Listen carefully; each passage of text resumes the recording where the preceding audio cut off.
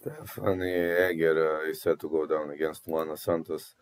Egger has a great judo background, a good ground fighter, 5'6", 68 inches of reach, out of St. Gallen, Switzerland. Lost to Irina Alekseeva and Mayra Bueno Silva, defeated Eileen Perez and Jessica Rose Clark. She'll try to drag this fight to the ground by any means necessary.